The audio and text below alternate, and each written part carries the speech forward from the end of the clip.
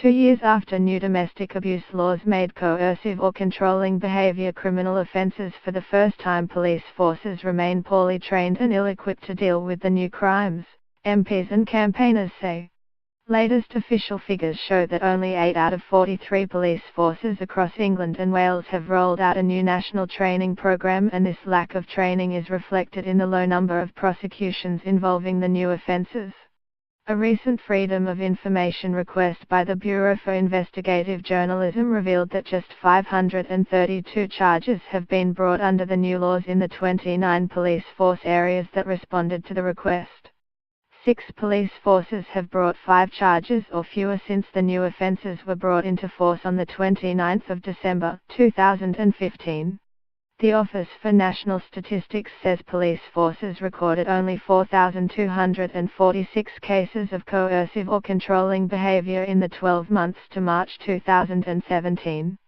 This is against a backdrop in which it is officially estimated that 1.2 million women and 713,000 men have suffered some form of domestic violence in the past year. A recent University of Gloucestershire report found that controlling behaviour was an element in 92% of 358 domestic murders they had studied. Elfie LLWYD, the Plaid Cymru MP, whose 10-minute rule bill in February 2014 first proposed the new offence, said he was frustrated that there had been such a poor take-up of training by police forces across the country, which had been reflected in the low number of prosecutions. The official definition of coercive and controlling behavior is an act or a pattern of acts of assault, threats, humiliation and intimidation or other abuse that is used by an individual to harm, punish, or frighten their victim.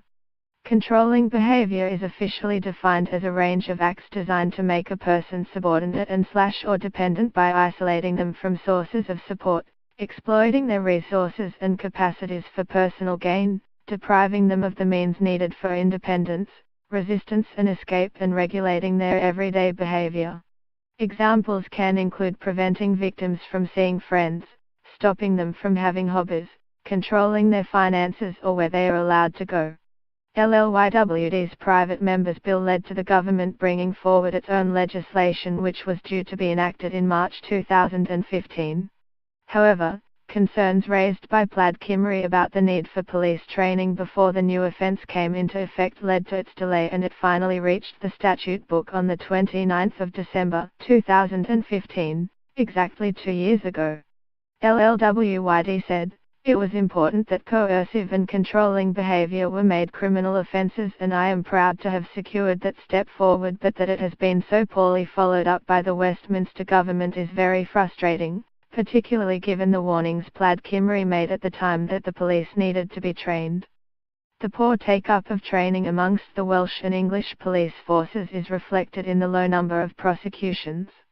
The Westminster government must now ensure that training is made mandatory and funded centrally.